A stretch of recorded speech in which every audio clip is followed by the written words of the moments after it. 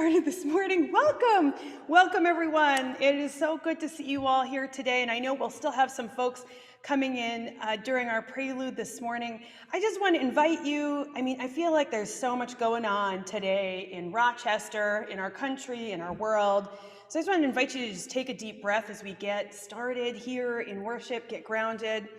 We have a lot of ground to cover today. So please settle back, take a deep breath, and enjoy our beautiful prelude from our fabulous music director, Brock Cheswold. The title of the song is Search for Truth. Enjoy.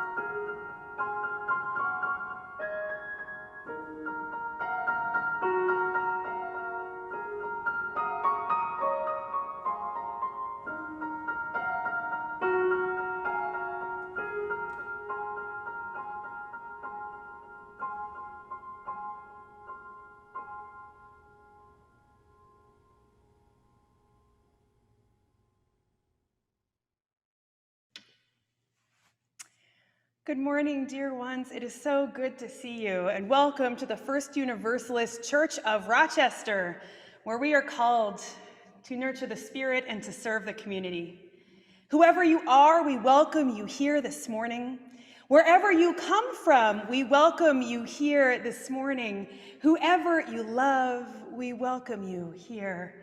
And wherever you wish for justice and for an end to tyranny, we welcome you here this morning. We welcome all of you. It is good. It is good. It is good to be together today. If you are here for the first time or for the second time or even third time, we especially welcome you here this morning. We have a visitors form that can be found in the chat. Please click on the link that's being shared by our usher and fill out that visitors form at a time convenient for you. We'd love to offer you a welcome beyond just this virtual sacred space in which we find ourselves. As we gather this morning, and as so many of us have already been doing, we invite you to just pop into the chat and offer a greeting, a hello, a hey, how are you? Oh, we're here. Whatever, we want to hear from you this morning. We want to know that you're here because we're so glad that you're here today. Welcome, welcome to worship at First Universalist Church. Our opening hymn this morning is a freedom song. Hymn number 155, Circle Round for Freedom. Let us join hearts and voices in singing together this morning, recognizing that even as we are singing muted in our own homes, we are creating a song across our city of Rochester, our country, and the world. So let us sing together hymn number 155, Circle Round for Freedom.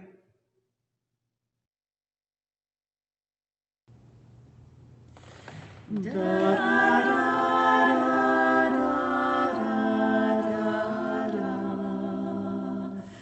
Da, da, da, da, da. Circle round for freedom. Circle round for peace. For all of us imprisoned. Circle for release. Circle for the planet. Circle for each soul. For the children of our children. Keep the circle whole. Circle round for freedom. Circle round for peace. For all of us imprisoned. Circle for release. Circle for the planet. Circle for each soul. For the children of our children. Keep the circle whole.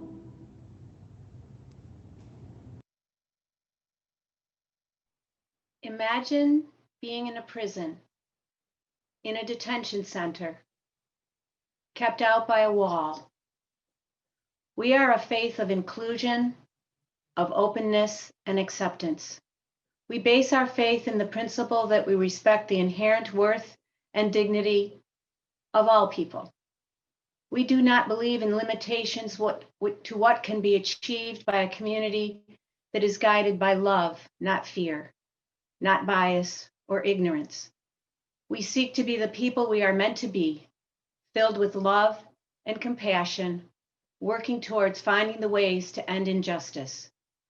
We come here to be reminded that in this imperfect world, as perfectly imperfect people, we try, and in trying, we find love and move towards peace.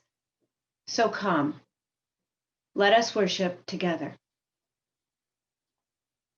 Let our chalice flame, the symbol of our UU faith, flood the world with the light of inclusion, unification, justice, and peace. As Reverend Lane lights our chalice, and some of you light yours at home, let us say our chalice lighting words together as they are written in your order of service or on your screen. May we be a people of welcome, here to grow in heart and mind and spirit, and may we reach out to serve our community. Please join me in our affirmation of faith, followed by our doxology. Love is the doctrine of this church. The quest for truth is its sacrament, and service is its prayer. To dwell together in peace, to seek knowledge and freedom, to serve humanity and fellowship, to the end that all souls shall grow into harmony with the source and meaning of life.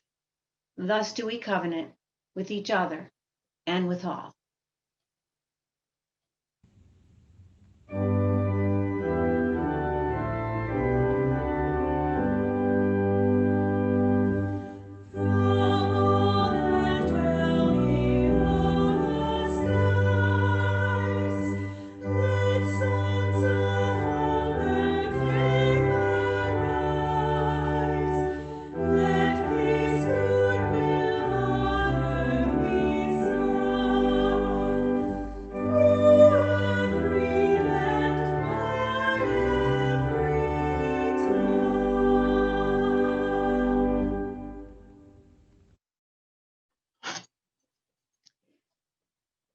Since 1981, Rural and Migrant Ministry, a statewide nonprofit organization, has been standing proudly with the rural and migrant communities throughout New York State.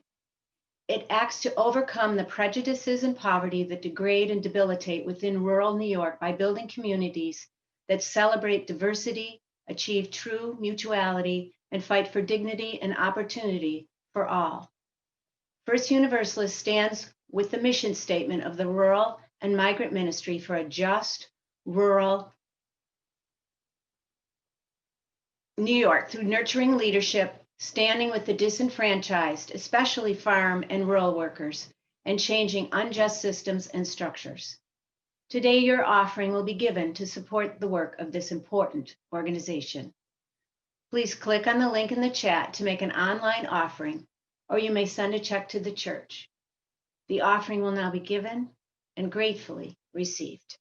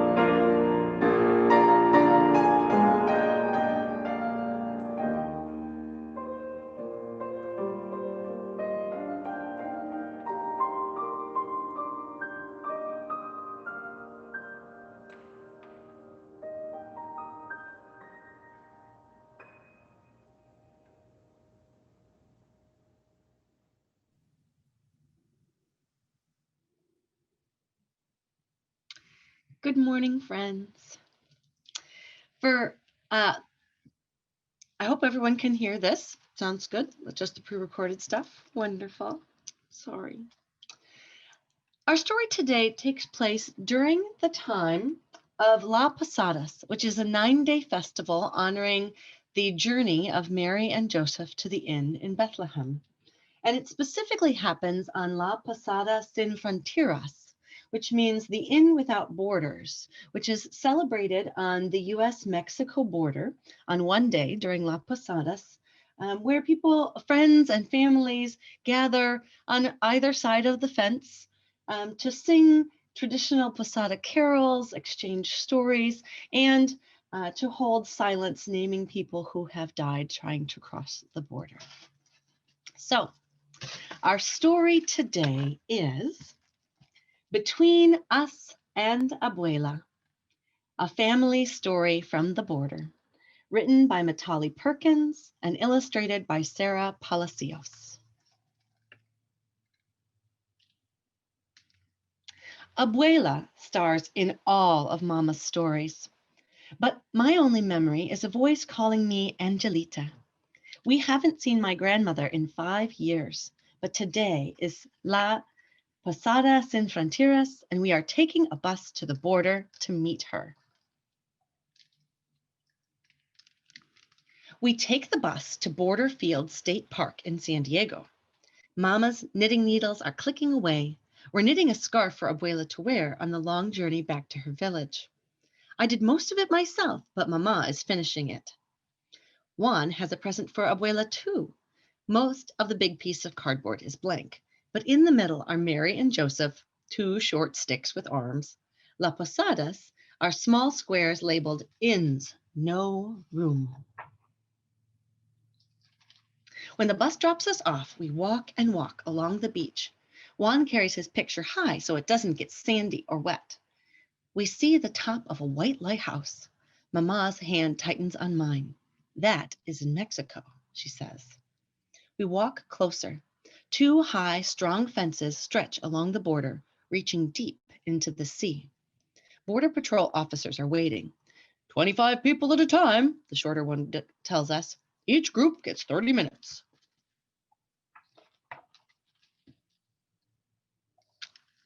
We stand in line. Visitors press against the second fence, singing and laughing with friends and family in Mexico. But the fence only has tight, small openings. We might be able to squeeze our gift through to Abuela, but what about Juan's picture? It will never fit. Mama drapes the scarf around my neck. Maybe when he sees her, he'll forget, she whispers. We wait while another group goes in. A gusty wind makes the palm trees dance. They lean to the Mexico side, away from us. Finally, it's our turn. The gate swings open. Is Abuela there? Sylvia, Sylvia. I know that voice. That's Mama's name. A pinky wiggles through the fence. Juan, Maria, estoy aquí. Abuela, Abuela, guapito. She calls Juan her little handsome. Maria, Angelita. I am still her angel. Mama's words trip over Abuela's. Cousins, chickens, corn, everything in the village has grown. Abuela drops kisses on our fingers. She is short, brown, plump, and jolly. Hugging her would feel like hugging a chunk of cookie dough. Juan's eye is pressed against a hole.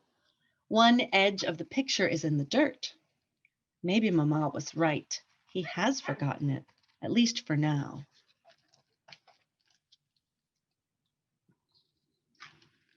The minutes race by. A priest reads the Christmas story. He leads a carol about Las Posadas.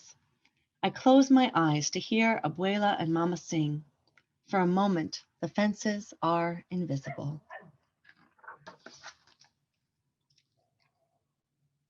The officer opens the gate. Time's up. Suddenly I remember the scarf. Abuela's gift.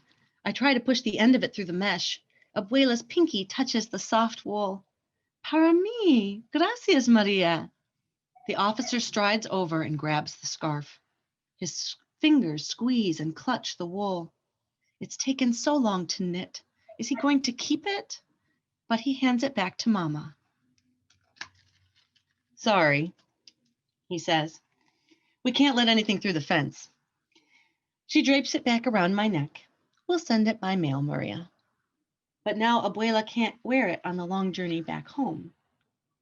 The gate bangs shut. We're outside. Juan holds up his picture. What about my gift? Sorry, Papi, Mama says. No way to get it across. Juan's tears become a howl. Abuela calls out her worry. ¿Qué pasó? Mama can't explain. Juan is too loud. She steers him to a bench. There has to be a way to get that picture to Abuela. I glare at the fences. 2 seagulls take off from the sand and soar over the border. Suddenly, I have an idea. Mama, give me your knitting bag. She looks up. Why, Maria? You'll see. Juan, I'll get your picture to Abuela. He stops crying and hands it to me. Abuela, esperate, I call to my grandmother. Will she hear? Will she wait? Claro, Maria, she shouts. She understands. Everything I need is in Mama's knitting bag. I start by trimming the cardboard into a diamond. My brother doesn't stop me. There's still plenty of space around the stick Mary and stick Joseph. Next, I lay 2 knitting needles, one longer, one shorter, across the corners, and fasten them in place with wool. Mama helps me attach one end of the ball of thin, strong yarn to the cross of the needles. I poke a needle through the ball so 2 ends stick out. Better ask permission, Mama says.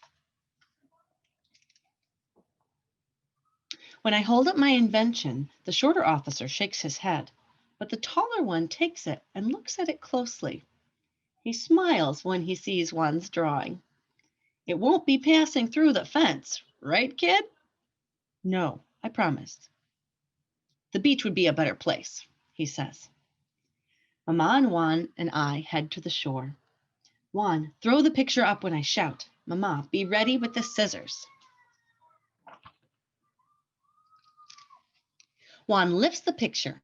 I take the string, turn my back, and run. Throw, Juan! At first, the yarn pulls taut behind me, but then the wind dies. The picture nosedives into the sand. Juan runs to get it. I spin the string back around the needle. We try again. Watchers on both sides of the border are calling out advice. The patrol officer's voice booms down. Don't give up, kid! For the 3rd time, Juan runs to get the picture while I twist up the wool. We get back to our places. Throw, Juan! I race across the beach. The yarn pulls taut like it did before. I glance over my shoulder. This time the ball unwinds steadily, taking Abuela's gift up and up. Juan's face is tipped back. Go, go, go, he screams. Others join in and it becomes a chant. Everyone cheers when the picture rises as high as the fence. Mama, the scissors! With one snip, she cuts the yarn. The wind holds, and Juan's gift soars over both fences straight into Mexico.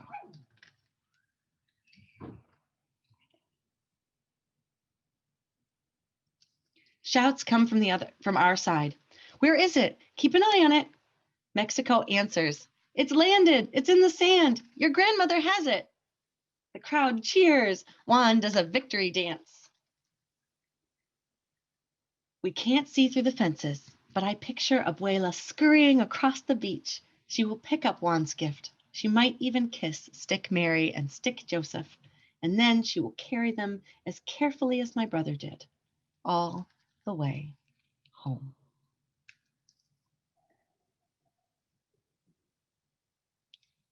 Thank you for joining us for our story today, friends, and enjoy all those opportunities you have to connect across the borders of wherever exists in your life to those that you love.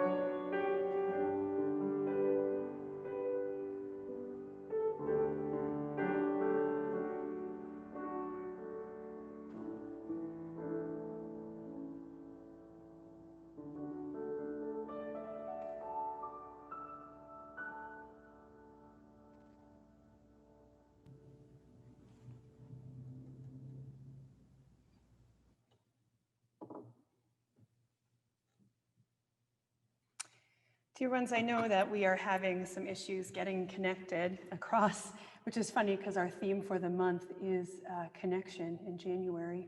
But here we are. And I know, it's just your concerns are being heard and we are doing our best. I have to tell you, I have been texting with Brock and Emma during this service while going through the slides. We're just doing our best to try and make this service keep moving forward. And please know that for anybody who is not able to access this, we are certainly willing to work with you outside of this morning as we're trying to make all these things happen. So let's just take a deep breath and center ourselves in for one of the most, I think, important pieces and connecting pieces of our Sunday morning, our ritual of joys and sorrows. So dear ones, I invite you into this reverent time of sharing. I will certainly invite you to put your hands over your heart to listen from a heart-centered place and space. And as I drop these stones and shells into this bowl, I will read aloud the joys and the sorrows of this gathered community. All are also invited to share joys and sorrows in the chat, and I'm going to do my best to keep up with them and to read them aloud to you all as we enter into this important time. I have a few to share with you from the outset of our service, which is a sorrow from Michael Scott, who would like to share the sad news that Emil Homerin died December 26th at the age of 65 of pancreatic cancer. Emil was an active member of First Unitarian, our sibling church over on Winton Road, and longtime chair of the Religion and Classics Department at the UURoc, and a world-renowned scholar and translator of Sufi mystic poetry, gone much too soon. This morning, we share a sorrow from Carol Viverberg and from our community. Marty Viverberg died this past week after being hospitalized for COPD and then contracting COVID. He will be sorely missed in our First Universalist community, and Carol, we are thinking of you and your family and holding you in our hearts for sure. I know you are here this morning. Memorial plans will be delayed until we can be together in person. So please, cards are welcome for Carol. We also share a couple of joys this morning. Joy from Eileen and Jose Fernandez. They are going to be great-grandparents. Our son Dan is going to be a grandfather. Baby is nicknamed Gio, and we can't wait to welcome them into the world and into our family. And we also share a joy from Gary Levine and Bridget Watts. They welcomed a great nephew, Hudson Daly, born on the 12th. So our thoughts and congratulations go out to you, Bridget and Gary. We have a sorrow from Lois Baum, a dear young friend, Morgan, has difficulty breathing now with COVID, holding Morgan in our thoughts. From Nuke and Ed, also sharing in the sorrow of Marty Viverberg's death. He was a kind person, for sure. He sure was. We share from Patty. Today is her granddaughter's 7th birthday. Zoom party tonight. Thank God we can still gather. A joy from Rachel Arado and Eris. She is working with the administrators at Strong to schedule her Zoom interview for her clinical pastoral education unit this summer. Hooray to moving forward on your ministerial journey. We are so glad to be part of your formation here, Rachel. A sorrow from Janice Mary, very frightened about the future and society shutting down, sharing with you in those fears, and glad we can be together on days like today. Certainly sharing concerns from Marty McGuire for the safety of the President-elect Joe Biden and Vice President-elect Kamala Harris. We will certainly be thinking of them and praying for them, or meditate, however you, sending good thoughts, good vibes, however you hold them in your hearts this week, that is for sure. A joy from Jean Ott. Laura, her granddaughter, has only had fatigue from COVID, no other symptoms. She goes back to daycare tomorrow. Thank goodness, Jean. Thinking of you and your daughter for sure. Susan and Mary Kay are enjoying the gentle breezes of Key West and joining us from there today with your masks on the water. Well done, y'all. A joy from our administrator who used her new pasta maker last night for the first time. Her partner and I made homemade rigatoni and vodka sauce from scratch, and it was so dang tasty. From Connie Volk, her stepson Chris hung her pictures in her new apartment. It's feeling more like home. We're so glad about that. From Marcy Klein, her friend Bob Tupaj.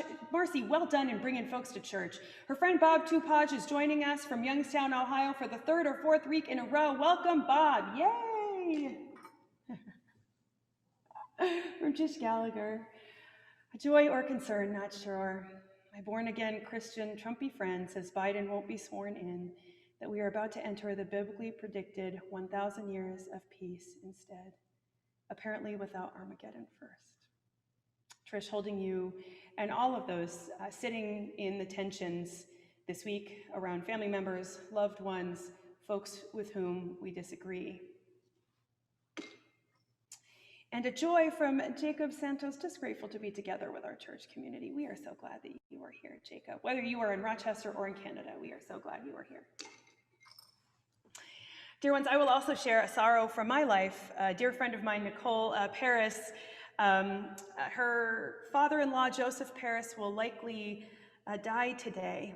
And so I'm just holding them in my heart, holding Nicole as well as her husband, John, whose father this is, and their two kids, Jackie and Jude. So just holding that heaviness today. And now I shall drop one final stone into the bowl to represent all of the joys and sorrows left unspoken in the silent sanctuaries of our hearts. We know we are all going through things this week and this time. So let us honor that together. May all be held in the heart of love. Dear ones, today we also light a white candle to acknowledge that we are a community affected by the grief, loss, and fear of living through a time of a pandemic.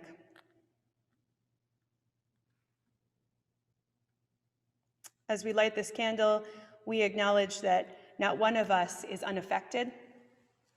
We acknowledge that not one of us is without fear or loss in our lives right now. We acknowledge that we are not alone.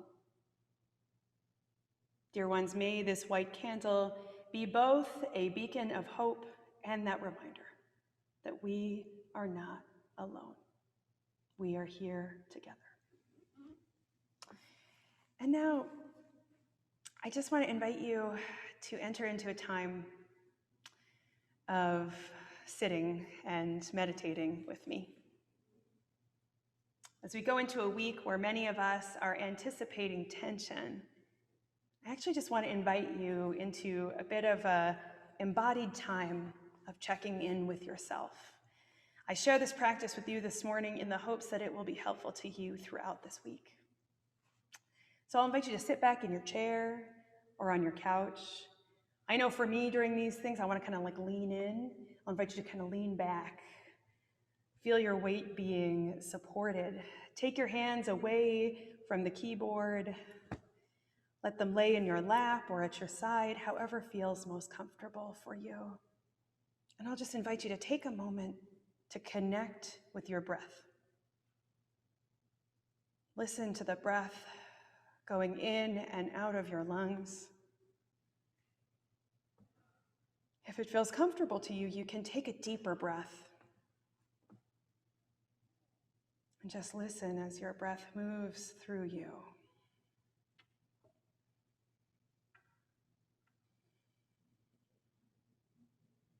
As we connect, I want to invite you to just allow your awareness to wash over your body.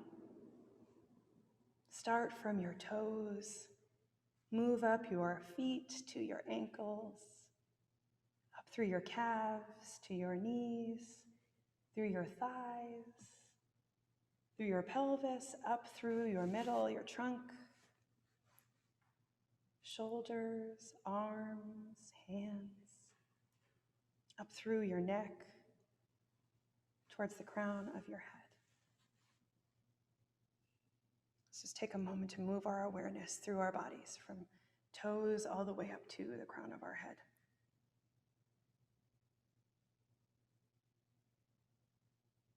Where is there tension living for you in your body? Where are you holding it? Can you find a place?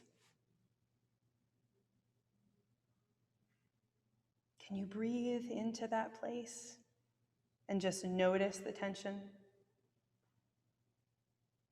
Perhaps even just take a moment to be curious about where this tension comes from. Could even just sit with the question, where has this come from? Not judging it, not condemning the answer or speaking roughly to yourself as if you aren't holding anything or as if you shouldn't be. Be gentle with that part of yourself that is housing and holding tension right now. Make space to wonder where that tension is coming from.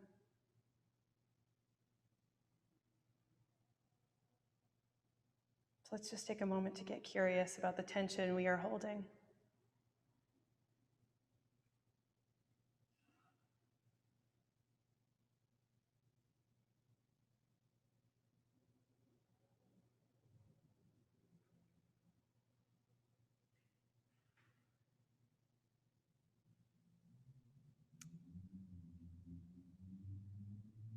Let us reconnect with our breath and listen to our breath,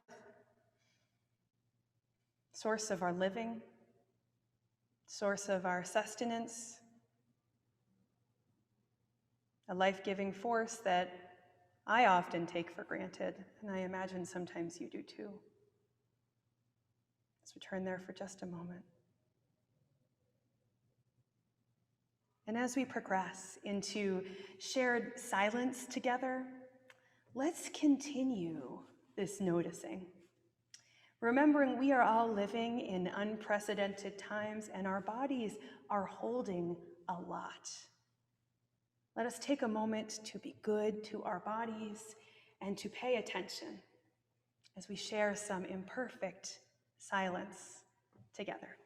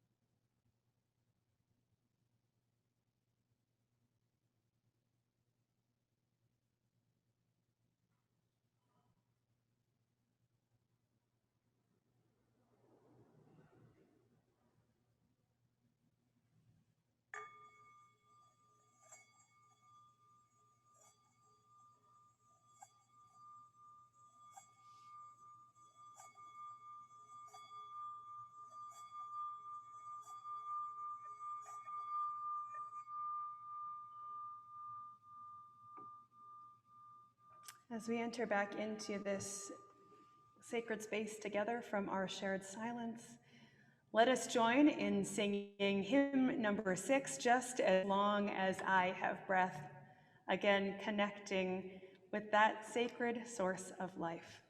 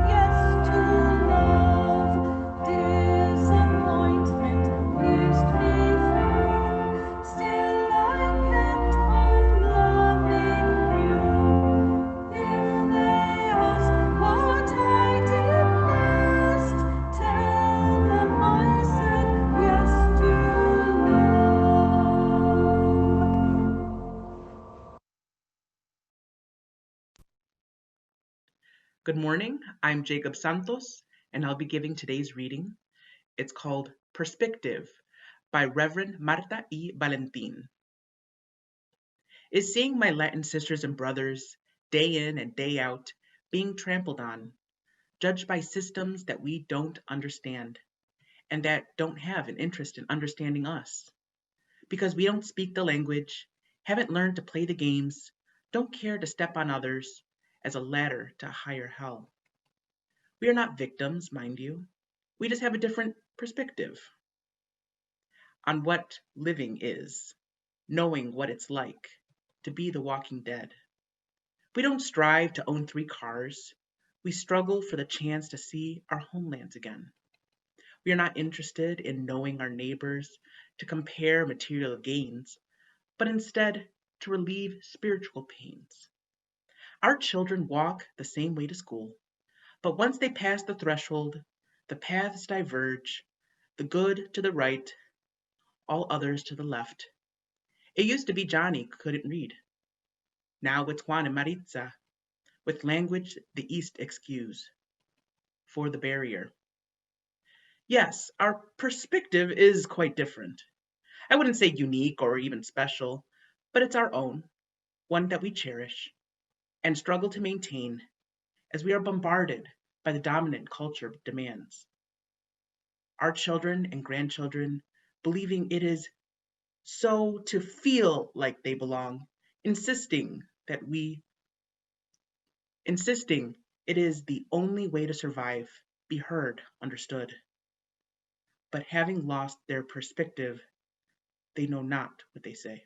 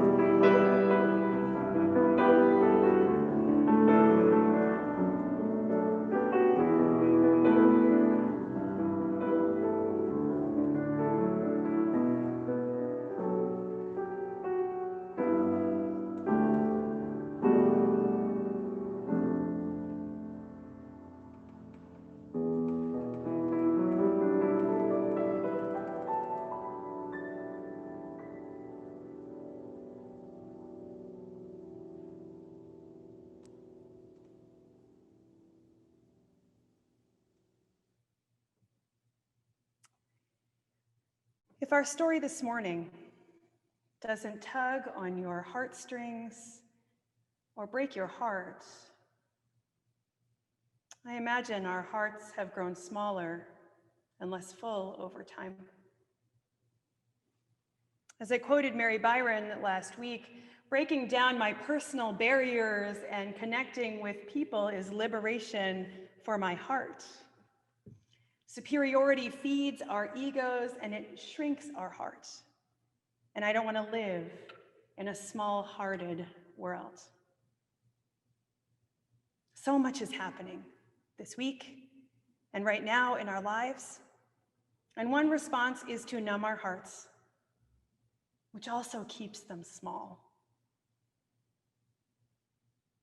What we want as Unitarian Universalists is connection and liberation. That we certainly established this week. So we turn our hearts this morning towards borders. The pain of borders is certainly about the walls that separate families at significant points in their lives and in the everyday.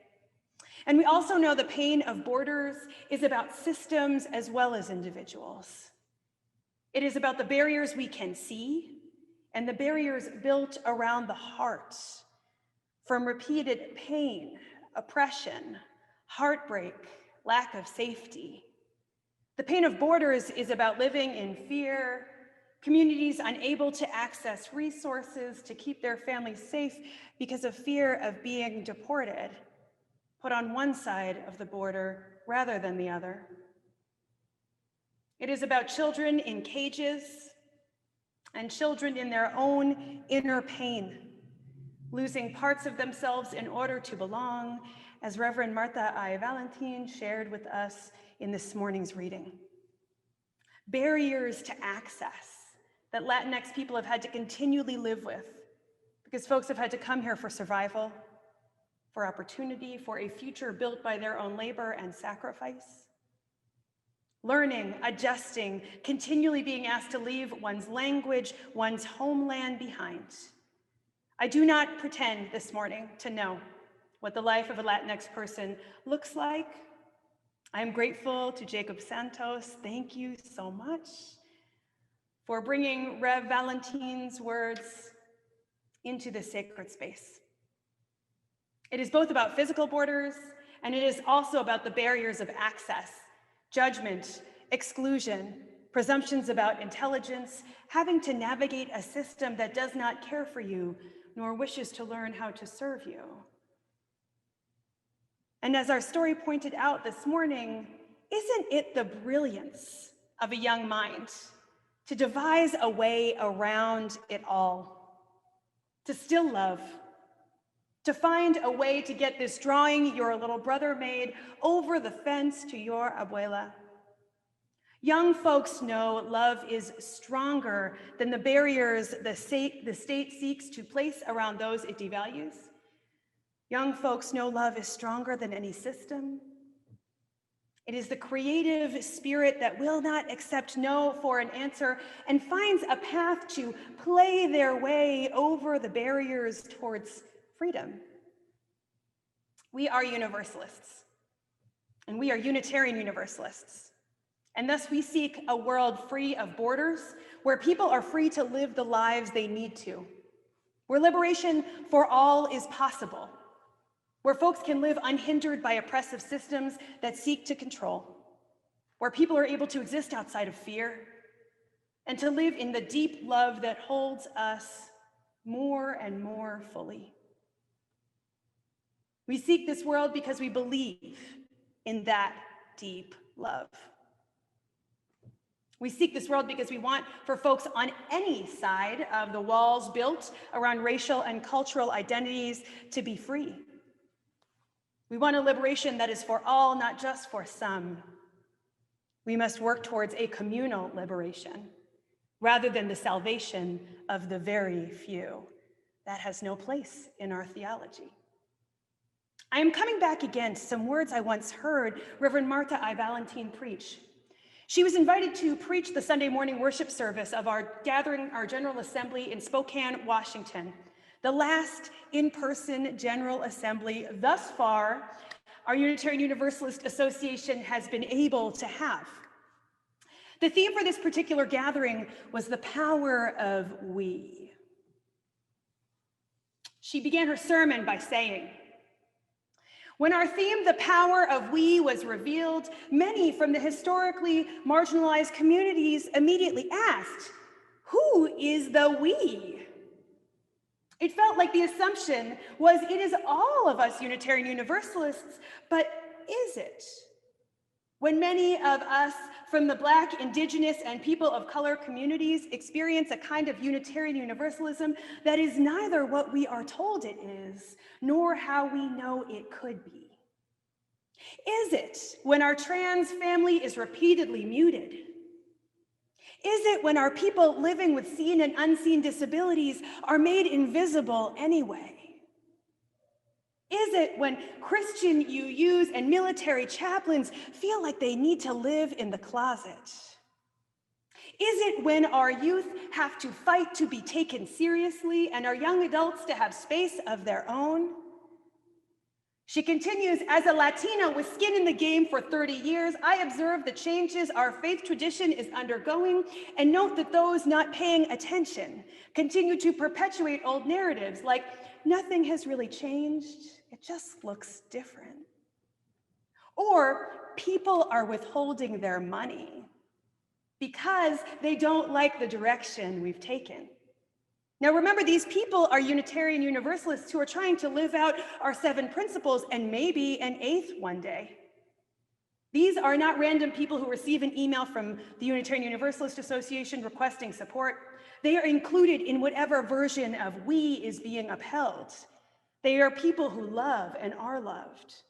They may have taught our youth, taken care of our babies or our sages, whose inability to deal with open conflict has led to more conflict, who refuse to understand how their lack of engaging the work causes microaggressions to spill out of them like unexpected spit in the faces of people who look or talk or act like me, who hang on to the supreme whiteness of being at all costs, and who have not been able to grasp that we are all swimming in poisoned, proverbial waters.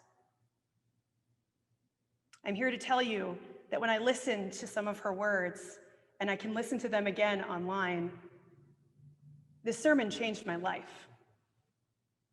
I'm grateful to her for her continual naming that the barriers to connection within our denomination and in our own congregations do not come from outside, from another place, from someone else.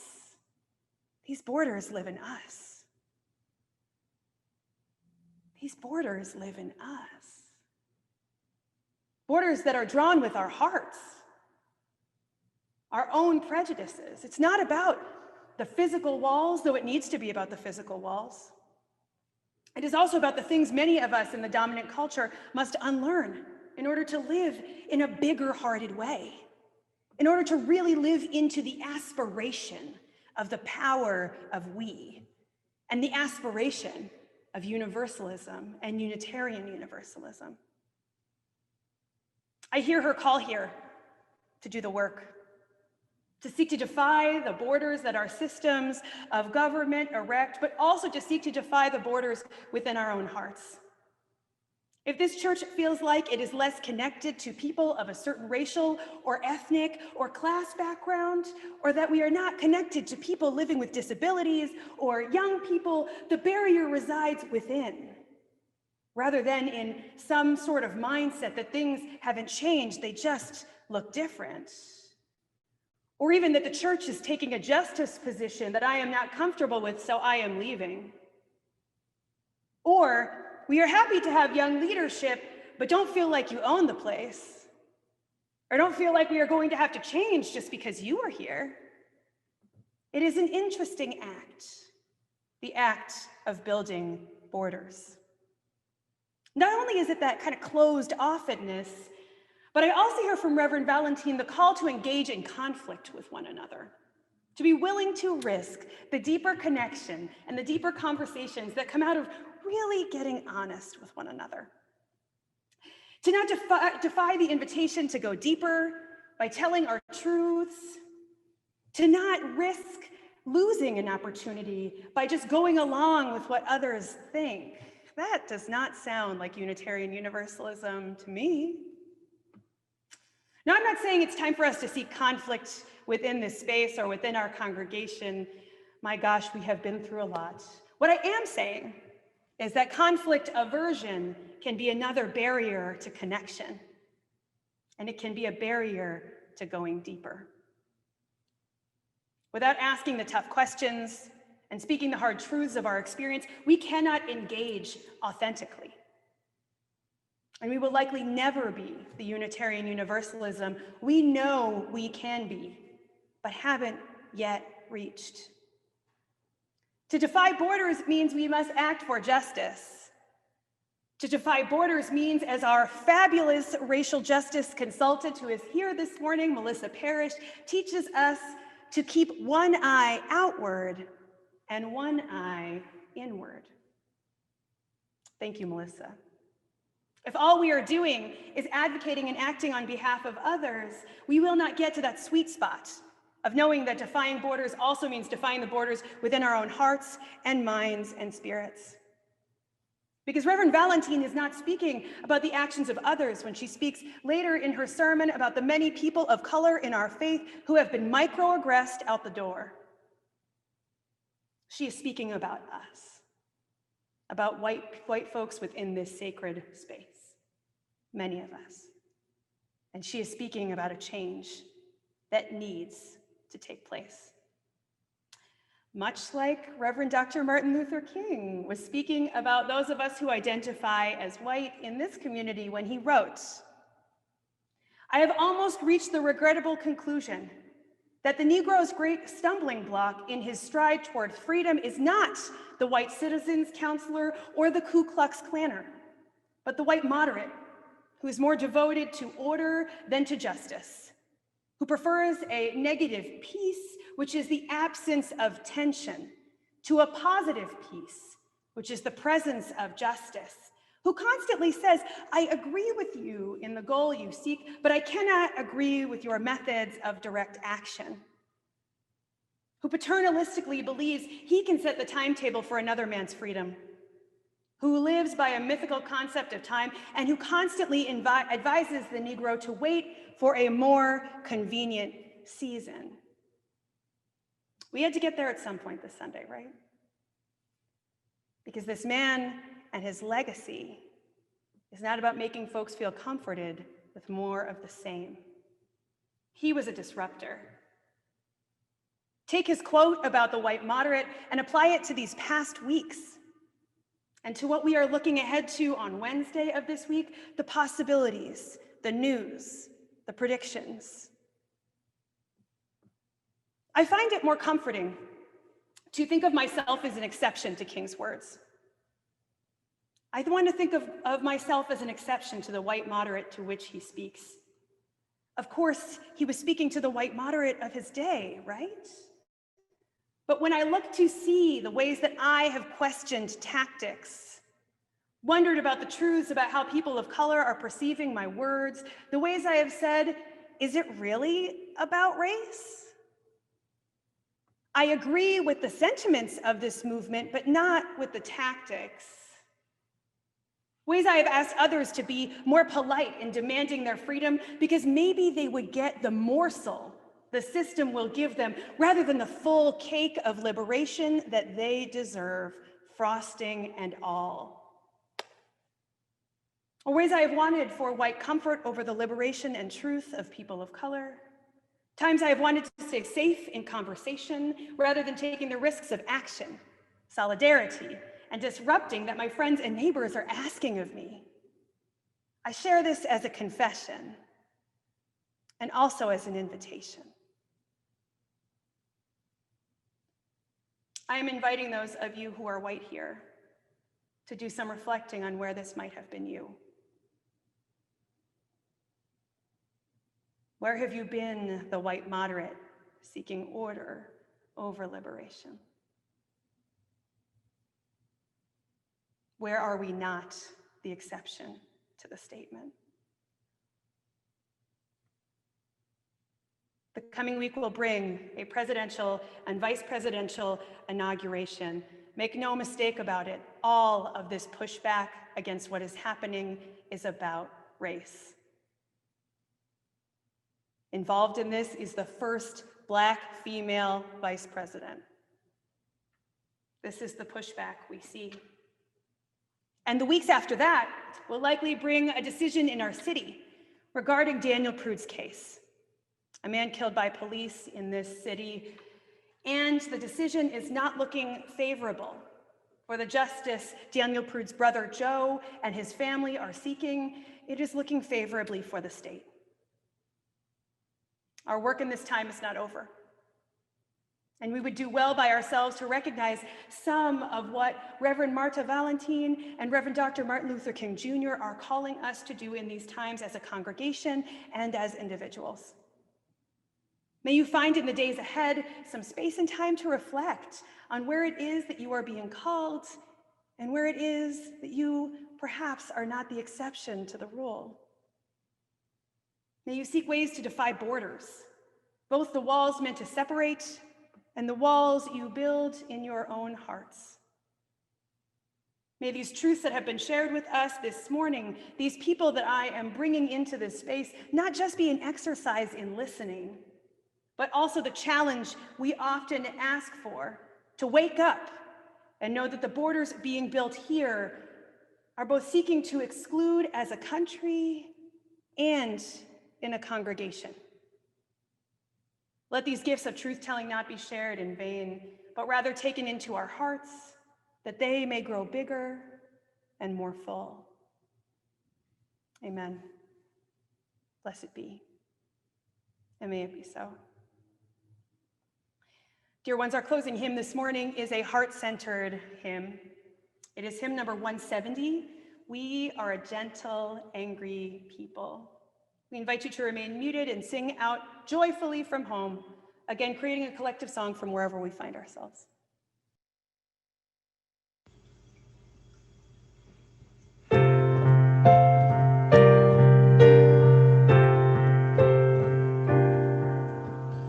We are gentle, angry people, and we are singing for our lives. We are gentle, angry people.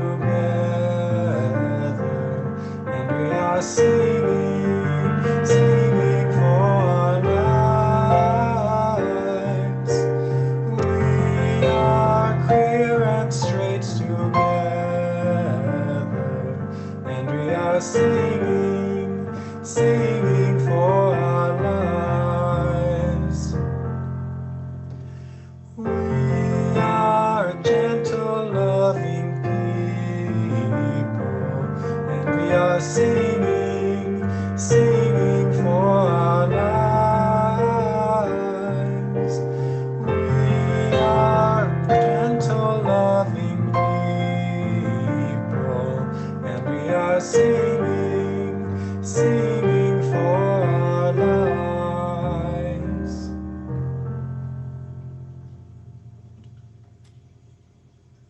Dear ones, as we extinguish our chalice flame, both here in the congregation and at home, please join me in saying in unison our chalice extinguishing words.